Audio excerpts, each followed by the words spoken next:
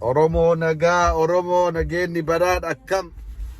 Yooyyaa Oromo sabaaf sablammiitiyya baga jiraattan anaa jiraatu. Yeroon geette dhufte yeroon dhufte ta Oromoon eegaa ture ka itti eegaa ture yeroon dhufte. Adhallee wanni gaddeebi'eef yeroon nu deebise maaltu jira? Ibidda jira, lola jira, rakkoo jira. Oromoon keessaayyuu baheen beeku kana irraallee dhaabateen beekuyyuu qara kama jiru kana keessatti ammoo yerootu nu dhufe. Yeroo dhufe kana keessatti waan amma deemaaru kana waan labsame kana ka guyyaa kaleessa abiyoot kaasa'ee camadaa lola biyyattii TPLF irran labse kana Oromoon ija kamiin laala? Oromoon akkamiin laala? Oromoon maal godhuu isa barbaachisa? Lolli kun ka eenyuti? Ka jedhu kana waan takkaa lamarraa jechuu fedheeti. Oromoon waggoottan lamaan kana keessatti biyyattii san keessatti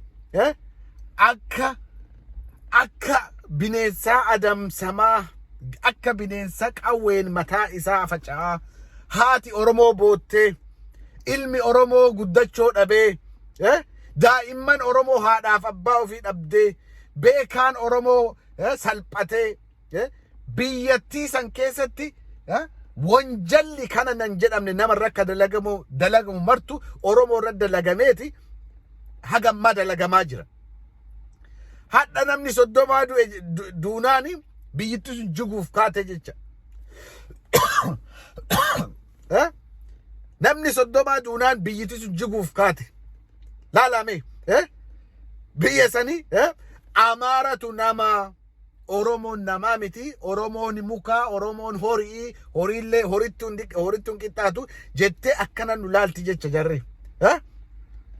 Hadha Amaarrini namni 30 dhumnaan kanallee kafixe abiyoot kaasa'ee camadaa bizinesii isaatiif akka Hacaaluu ajjeeseeti Oromoo keessa deemaa Oromoo fixuuf beekota Oromoo hidhuuf godhe Hacaaluu ajjeese achi deemee Amaara fixee Tigree dha'uuf godhe. Kana qaata nu himeera abbaan isaa kaasa'ee camadaa abbaan abiyooti kaasa'ee camadaa qaata nu himeera. Tigraay hidinaa mታው ሂድና እዛ እባብ ወገቡ ይመታል እንመታዋለን ጊዜ ይጠብቃል ከጀዳን ሰኒ ኢሰት ደበየጅ ከቃተኑ ሂማራን ሰንጀቻ ከቃተኑ ሂማራን የሮን ዱፍቴ አመጌቴቲ ሎላ ገላብሰን ማሊ ሰሜን እዚኒ ጀራ ሻወሪ ገልች ሂንፌኑ ኑ ማሊ ወሊን ጅራ TPLF waliin jirra TPLF waliin lolla jedheet mootummaa Itoophiyaa shaaworii galchee jecha mootummaa Itoophiyaa qilee Bukaariitti naqee jecha. Kanaaf Oromoo waanni Oromoo rafeen bulu beek waanni Oromoo rafeen bulu ka Oromoo rafeen bulu biyyatti galaattu yeroo dheeraaf namni as bahee lallabaa baheera. Salphina rakkoo guddaa abiyoot kaasa'ee qabatee deemuun abiyoot kaasa'ee biyyattii tana qilee ashuutiititti akka naquuf deemaaru namni lallaba. Namni yeroo dheeraaf lallabaa turanii namni dhaga'uu dide. Salphina guddoo warroota biltsiginnaa jala deemtan Itoophiyaatti lamallee maalleech Itoophiyaatti qaxxilaalleech. What a shame, man. What a shame.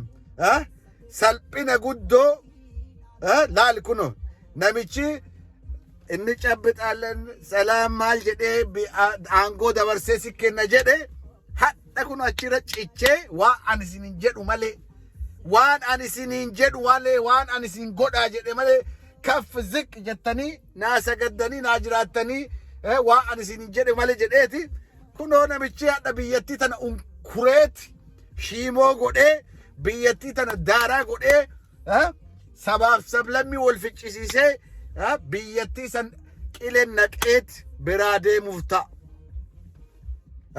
Tana quba qabaa Oromoo hadha ammoo guyyaan sii dhufte.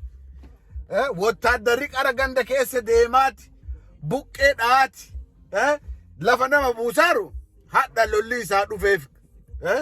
isaa dhufeef achi deemee Tigraay dhiira waliini akkasitti dhiira waliin falmuu fi garas fe'amuu deema sirraaf jecha Oromoon bakka jirtu irraa kaatee dammaxxee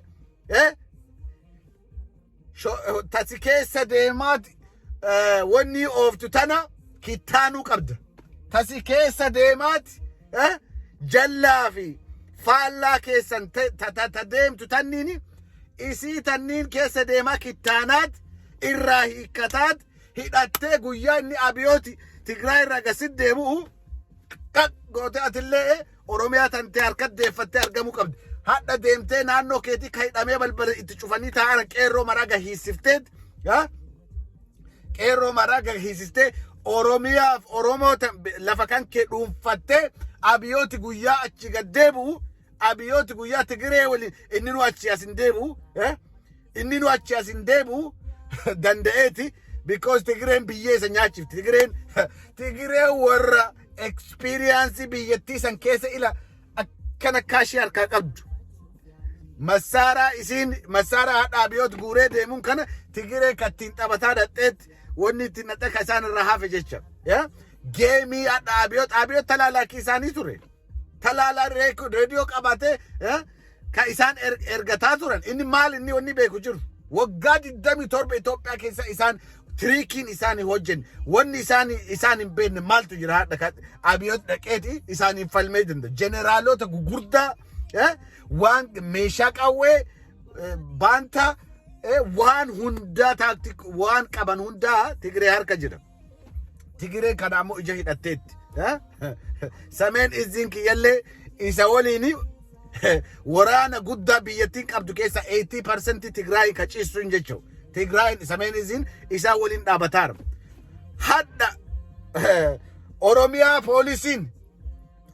poolisiin ganda keessa deemaa buddeenaa fi nama fixuuf deemtanii salphina guddaa keessa jirtanii Mustafaa Hussein taa jedhamee barraaq keekiyyan qaata isinii hime. Keekiyyan qaata isinii dabarseera. Saba keessaniif dhaabadhaa. Tigraay hadha biyya Amaaraa dhaxxee wararuuf miti itti duulaaran.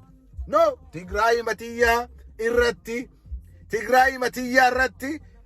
nagayaan bahee galaa sabaaf sablammiin Itoophiyaa ammaan booda federaalizimii no ahidaawii malee atseewochi malee kana jala bultan malee jedhee abiyooti nama fixuuf deemaara jecha.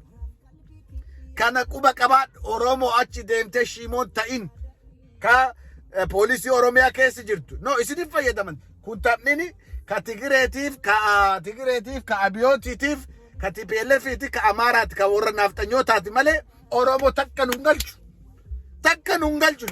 Nu wanni nu galchu Oromiyaa keenya irratti kan nu fixaaran san irratti isa sani addaan baafannee nullee waa irratti dhumataaru beettonni keenya ka hidhaa jiran kana hiissifachu hojjaan keenya malee achi deemneet biyya Tigree Maqalee deemnee Tigraayin lolla nuun lolla maaliif lolla no kanaaf kana quba qabaattaniit Oromoon biyya keessa jiru Oromoon ka biyya alaa jiru akkana itti muddee deemaara karaa maraanuu mootummaan kuni qilee irraa akkanatti daaquuf waan yeroo gabaabaatu itti saafeera jechuudha. Yeroo gabaabaa already finished.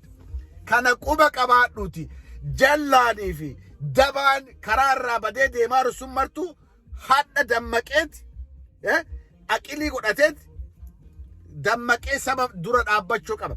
Saba waliin dhaabbachuu qabda. Uduu wanni kuni uduu leettiin taane jecha. Uduu isini too late isin ta'ee Oromooni isini garagalee isinirra uduun garan galle jecha. Kanaaf kana quba qabaadha.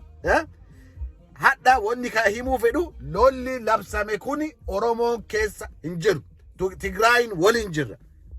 End of story. Tigray hadda dur enu miidheera hadda ammoo kan nu miidhaaru Tigray miti.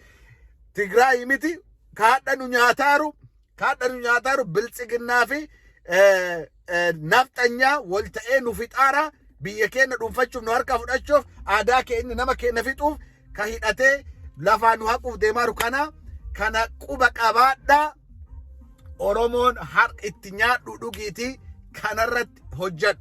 By the time Abiyoot Kaasaayi Tigray garraa gaddeebu ABO'ooniif Oromoon harkaa wal qabatee harkaa wal fudhatee Oromiyaa keessa deemee Oromoo lafa ofii dhuunfatee yoo hin jenne tunnu lufnaan hattuu luftuu sareen duttee taanii ta'a jechuudha. Harka hedduu carraan hedduun darbiteetti tunnu darbuun qabdu karaa cufaa lamuu wotaaddarri achi akka keessa hin deemne milishaa ganda keessa deemtonni irra qawwee irra hiikkadhaa. Abbootii gadaa abbootii hayyoota keessan waliin hojjedhaa. Tak milishaa isin keessa akka yaanne kana manaxara of keessaa baasaa qulqulleessaa eegaa kana wanni isin dhaamu haga walaa garruuf yeroo biraatitti keerri jiraadha. Galatoomaa Oromoo. Bye.